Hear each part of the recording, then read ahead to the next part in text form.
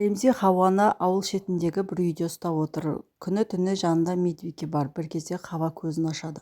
Ремзи қуанып кетеді, дәрігерді шақырады. Дәрігер Хаваны тексергеннен кейін Ремзиге бұл қалыпты жағдай. Хава қазір ес-түссіз жатыр дейді. Хава комада, қанша жататыны белгісіз. Бізге бір ғажайып көмектеспесе, басқа үміт жоқ дейді. Жүсіп Хаваның басына келеді, отырып жылайды, өзін кінәлі сезінеді. Bir кезде есіне танып құлап қалады.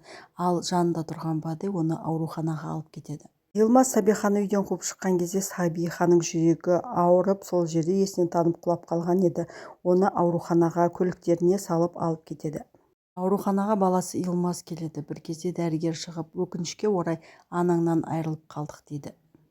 Йылмаз түк түсінбей қалады. Қалайша, кеше ғана дені сау-сау жүрген анам бүгін өліп қалды ма деп сенбейді, жылайды. Негізі анасының өліміне кінәлі Йылмаз мырза болатын. Йылмаз мырза сол жерде тұрып, Йылмазға басу айтумен болады. Хаваның жанында оған күтім жасап жүрген медбике телефонмен жігітін шақырады. Жігіті Хава жатқан жерге келеді. Хаваның сұлулығына тамсанып тұрады. Bir кезде жаңағы медбике келіп, не істеп тұрсын деген кезде, бұл кім, не қылған қыз, таныстары жоқ па дейді. Медбике не шаруаң бар, бөлмеден шық деп Хаваның басындағы жастықты ауыстырып жатқан кезде, жастық абайсызда аппаратқа тиіп, аппараты істемей қалады. Бірақ әлгілер оны байқамай бөлмеден шығып кетеді. Мехмет тапаншасын іздеумен әлек болады. Жүнейттің досына келіп, оны қорқытады. Жүнейттің тапаншасын маған бер дейді. Бірақ әлгі Жүнейтті сатпайды. Жүнейт келіп тығылып қарап тұрған еді, Мехметтің көзіне көрінбейді.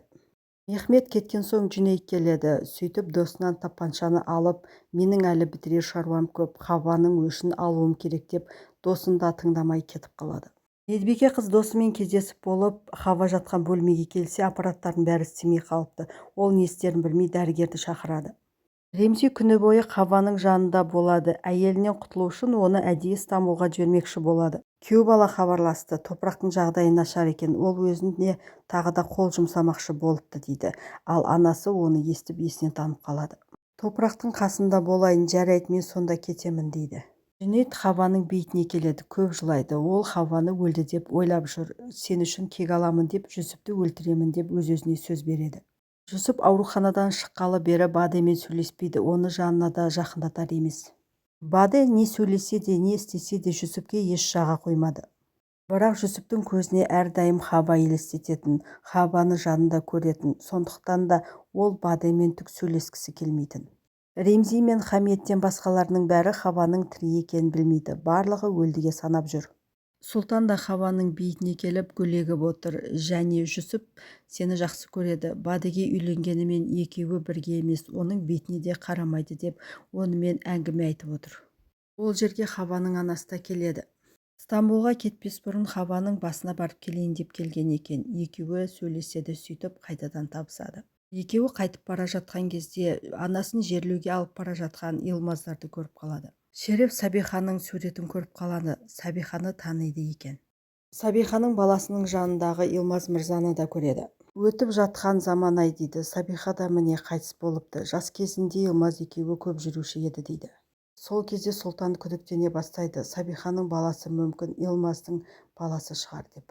Ремзи Хаметті кездесуге шақырады. Біз келісілгенде ақшаның барлығын бересін, әйтпесе Хаваның тірі екенін барлығына жариялаймын дейді.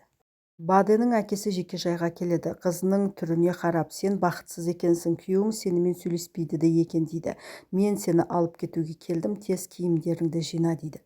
Баде кеткісі келмейтінін, күйеуін тастамайтынын айтады. Әкесі оған шарт қояды. Не бізбен бірге жүресің, не күйеуіңмен бірге қаласың дейді. Баде Жүсіпті таңдайды. Әкесі қызына ренжіп кетіп қалады. Жүнейт Хаваның үйіне келеді. Есікті қаққанымен ешкім ашпайды.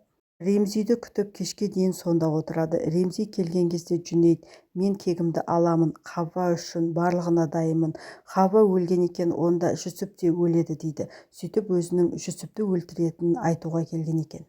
Егер Жүнейт Жүсіпті өлтірсе, мен ақшасыз қаламын деп Ремзи қорқып кетеді. Сондықтан да Жүнейтке Хава тірі екенін айтады. Оны Хаваның жанына келеді. Жүнейт еш нәрсені түсінбейді. Бұл қалай болғаны, неге барлығына Хава өлді деп айттыңыз деп Ремзиден сұрайды. Ремзи ақтала бастайды. Барлығын Хава үшін жасадым дейді. Дәрігер Хавваны өмір бақи сал болып қалады деп айтты. Сондықтан оның еміне көп ақша керек болғандықтан Хамиет маған ұсыныс жасады. Сол ұсыныстан бас тарта алмадым дейді. Қызым үшін келісуге мәжбүр болдым. Хамиет маған шетелге барып қызыңды емдетесің деп айтты.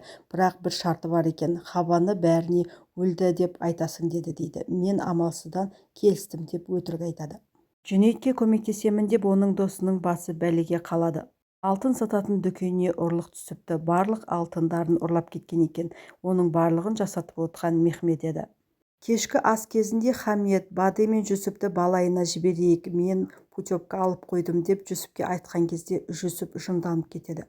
Мен еш нәрсе қаламаймын, ешкімді де көргім келмейді, ешкіммен де сөйлескім келмейді. Мені түсініңіздер, мені жайыма қалдырыңыздар деп Жүсіп барлығына ұрсып кетіп қалады.